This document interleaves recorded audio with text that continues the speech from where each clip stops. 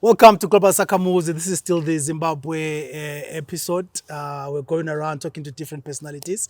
And every personality that I talk to, I'm not fit to untie their shoes. So I'll allow them to introduce themselves. Namhlanje, I have a beef actor, Brighton Ncube, but I'll allow him to introduce himself and what he does. My name is Brighton Ncube. I'm a journalist, I'm a human rights defender. I'm focusing more now on climate literacy as a climate justice activist. So more now I'm focusing on using digital media to push climate literacy in Zimbabwe. Okay, nice. Nguye Brighton esilayo namhlanje. Maybe someone wants to know on climate, what is it that concerns your work? What is it that you guys are trying to do with as far as climate is concerned? Yeah, with climate change now, you see our temperatures are changing. It's now hot, it's supposed to be raining now, but it's really. Yeah. Times like September, for example, it was cold in 1 month, it was hot in 1 month, it was raining in 1 month. Yeah. That is climate change. Because of what we do as human beings. Yeah. We are burning refuse.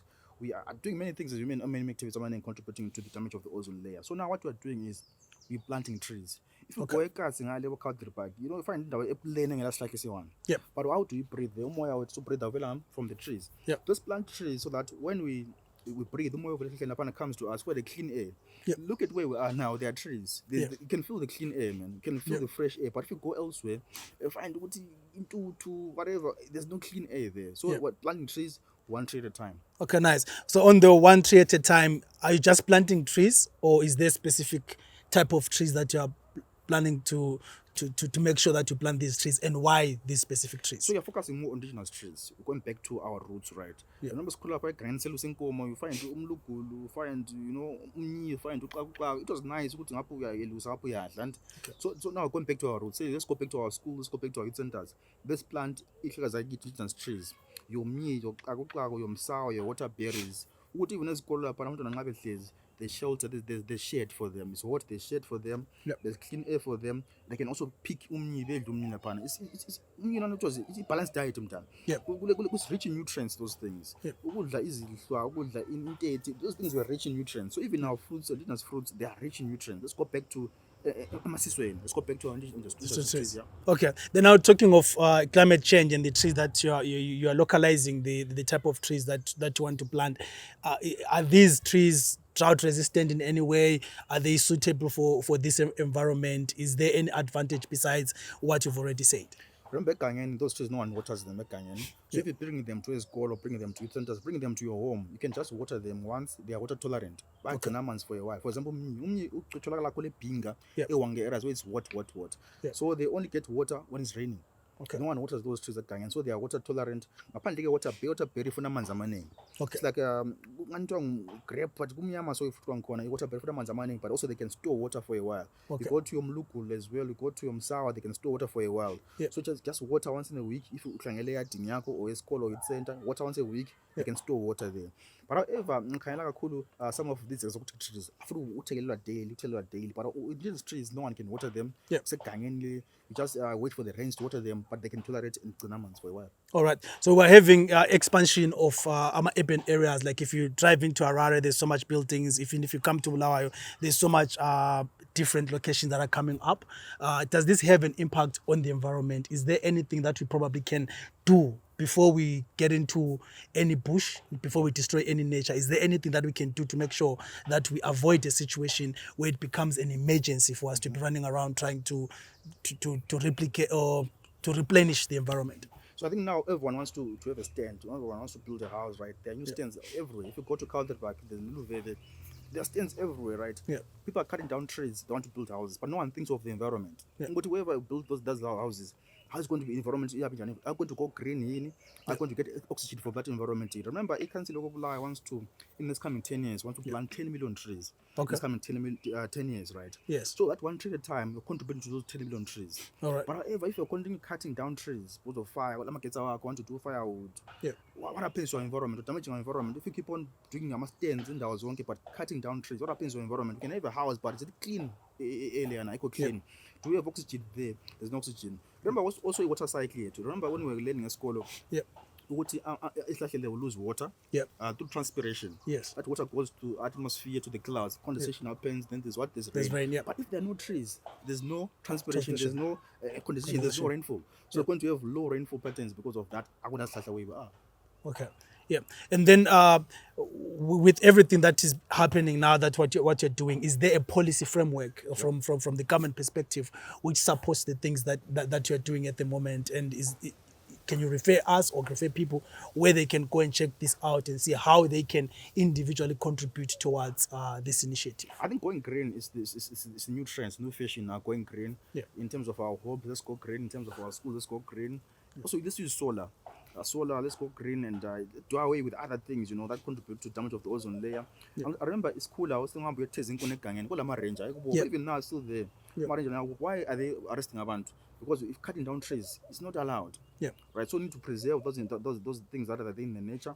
Even it's not allowed. Yeah. I remember I went to Matopo National Park. There was a sign. If you see cow dung, the Yeah. police kick out. Yeah. Crash with your car. Yeah. Make sure you get first. Conserve the nature. Yeah. Let those things be part of nature. Don't have to destroy anything in the nature. Then let's conserve everything in nature and also preserve all the trees that are there in nature. Okay. Yeah. And then at individual level, abantu who are living in this environment where there is no electricity, for example, the iganga is an option that is close to them for firewood.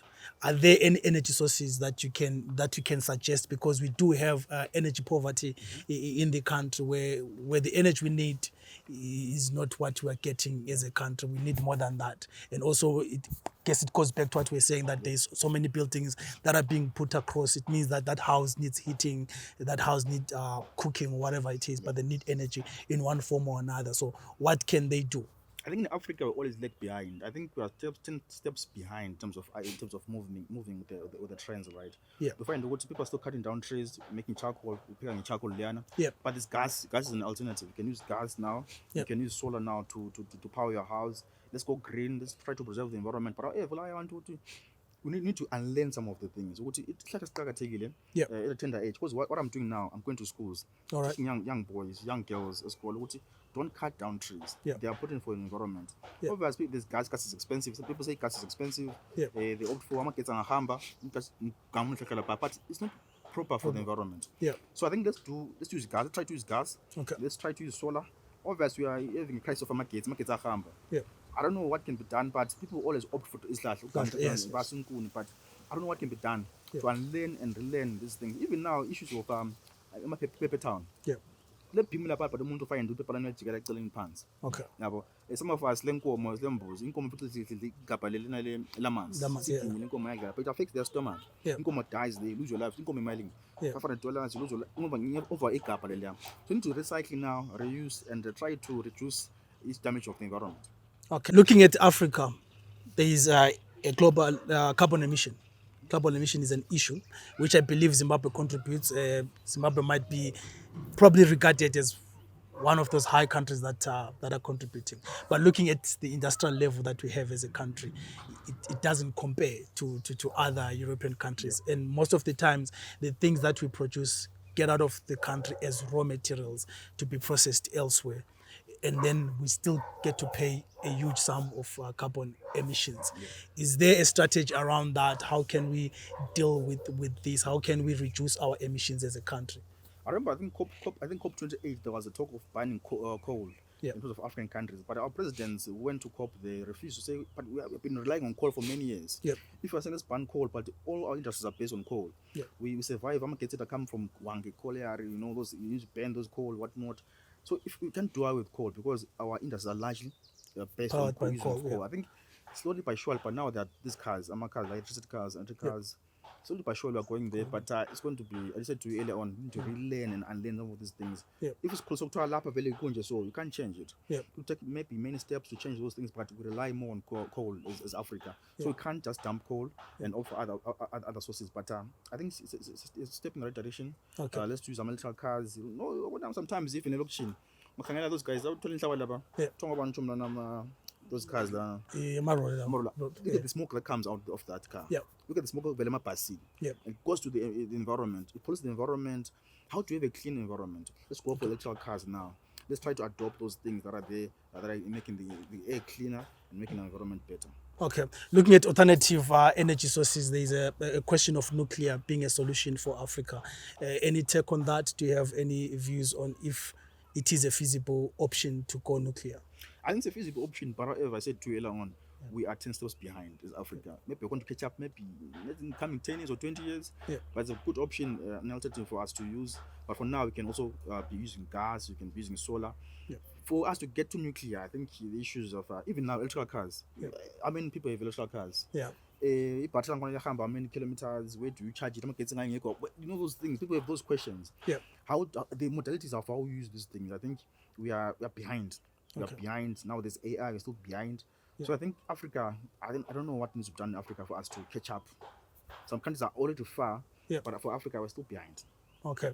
Yeah. Then at family level, like now, Mamo is engine. How can she contributes towards the initiative of planting trees? How can they be involved? Yes, the vision is to plant 10 million trees in this coming 10 years. Yeah. So I'm saying one tree at a time. I can plant one tree, you can plant one tree, you can plant one tree, you can plant one tree. Contribute to those 10 million. So far, I've done 200 trees in Bulawayo so far this year.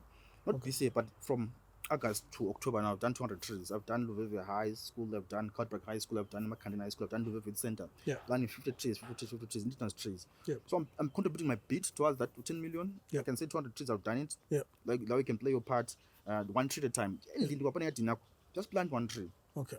So December 1 is the World Planting Tree, whatever day. Yeah. Plant one tree, contribute that 10 million. Obviously, won't come to your house and read and count 1, 2, 3, but now you know if I contributed to that 10 million. Yeah. At your school as a teacher, plant a tree, a car there, plant a tree, let's contribute to that 10 million and achieve vision Gabulai to say, let's go green, let's make our environment cleaner and by planting trees. Yeah. So is there a place where Abantu can get these type of trees that you're saying that they are the ones that are needed for, that are more tolerant in our environment? Mm-hmm. Yeah, there are nurseries in Bulawayo. I got my trees from the nursery in next to North End, exactly North End. Yeah. There's a big nursery there, run by one of the guys there. It's a big nursery. There's a water bed, all trees that you want, but issue of water now. Issue of water is a big issue. Water man's those trees they're now burning there. So I think issue of water. We pray for rains to come. If the rains come it's cut, you can go green as Bulawayo. So those nurseries are there around Bulawayo. You can go to North End, they can go to the sort of Kansas of Bulawayo. There's also these nurseries in sort of Bulawayo that they are pushing so that people can buy those trees then go green. Okay. Thank you so much. Is there anything else that you want to say in terms of the initiative or Yenzai before we let you go? I would say to Bulawayo, let's try to not litter Bulawayo. You know, litter contributes to a lot in terms of I saw environmental types. I saw go solving I find a cabbage all over. I find refuse all over. Let's try to keep Bulawayo clean. Let's try to plant trees as Bulawayo as you contribute to a cleaner city, as you contribute to a cleaner environment. And our cars will people all over. Play your part. Umuntu awunakho ibhanana ngemoto amkhuze. Play your part and sikuzaneni izanto Bulawayo. Let's keep our city clean. Thank you. That was Global Sakhamuzi. Gimbo was out.